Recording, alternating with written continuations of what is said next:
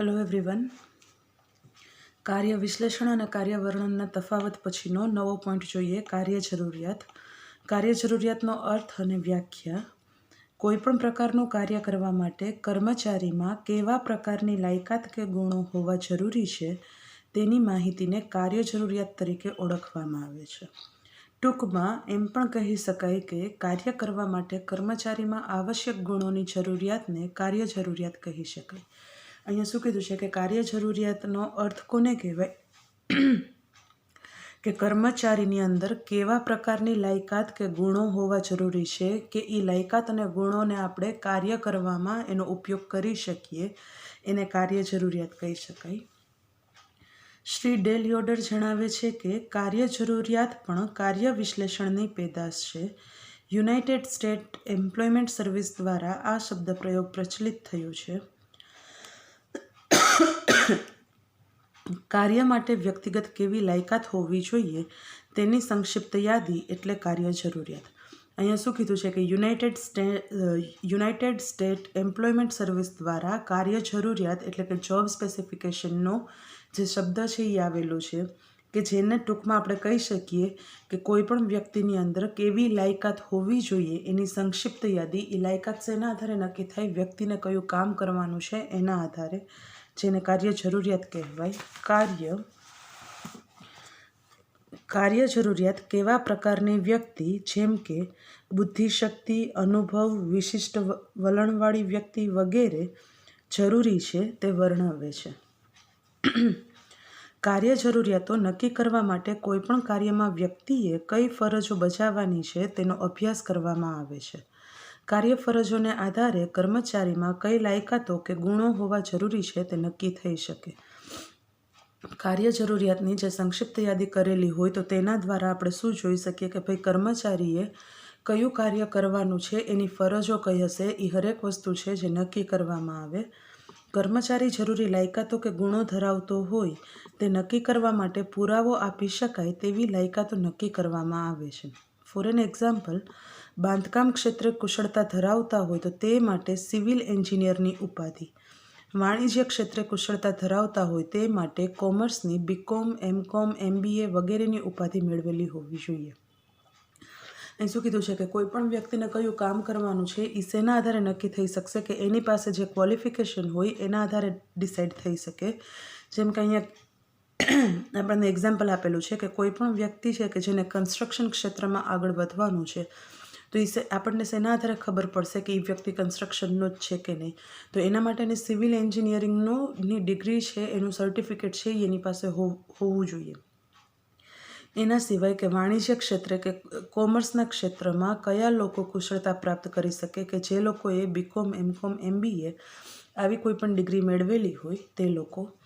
કર્મચારીની ભરતી અને પસંદગીની વિધિમાં યોગ્ય કર્મચારી પસંદગી કરવામાં કાર્ય જરૂરિયાતોનો અભ્યાસ ખૂબ જરૂરી છે. કાર્ય જરૂરિયાતોની જેટલી સ્પષ્ટતા તેટલું ભરતી અધિકારીનું કાર્ય સરળ બને છે. ઉપરાંત તાલીમ, બઢતી, બદલી વગેરેમાં પણ કાર્ય જરૂરિયાતોનો અભ્યાસ મદદરૂપ નીવડે છે.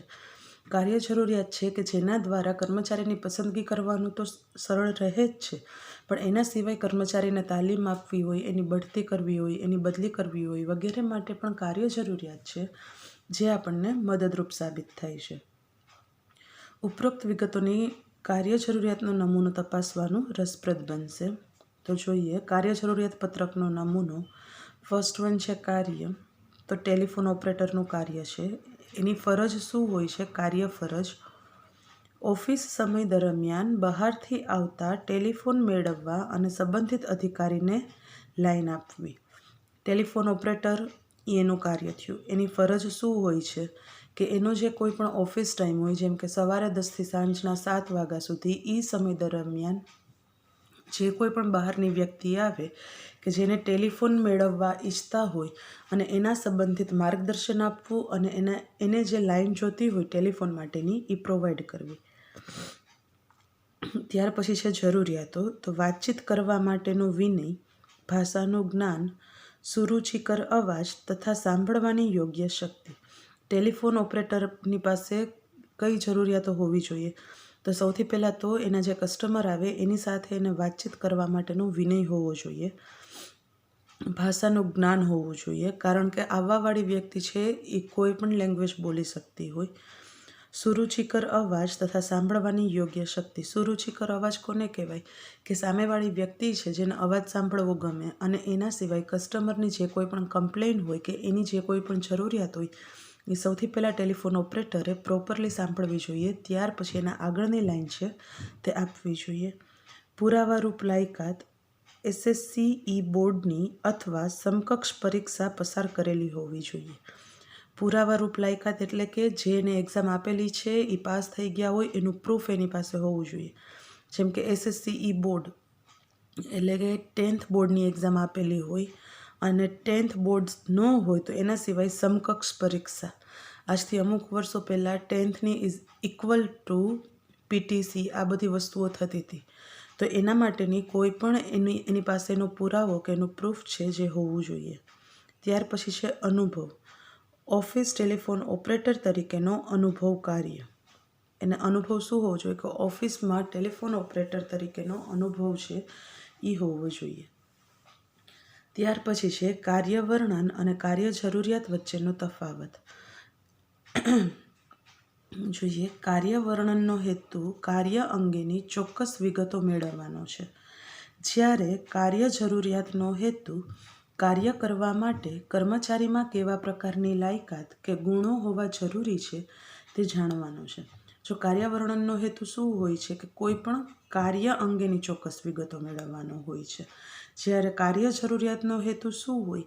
કે કાર્ય કરવા માટે કર્મચારીમાં કેવા પ્રકારની લાયકાત. અહીંયા કાર્ય અંગેની વિગતો, અહીંયા કર્મચારીમાં એ કાર્ય કરવા માટેની લાયકાત.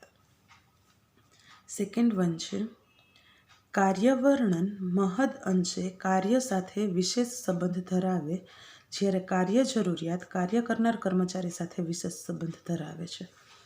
કાર્ય વર્ણનની અંદર કાર્ય સાથે વિશેષ સંબંધ ધરાવવાનો હોય, જ્યારે કાર્ય જરૂરિયાતની અંદર કાર્ય કરનાર કર્મચારી સાથે વિશેષ સંબંધ ધરાવવાનો હોય.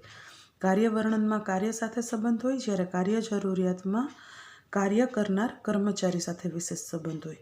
તો કાર્ય જરૂરિયાતવાળો પોઈન્ટ છે જે અહીંયા પૂર્ણ થાય છે. ત્યાર પછીનો પોઈન્ટ છે કાર્ય મૂલ્યાંકન, જે આપણે આના પછીના વિડીયોની અંદર જોઈશું કે કાર્ય મૂલ્યાંકન કોને કહેવાય.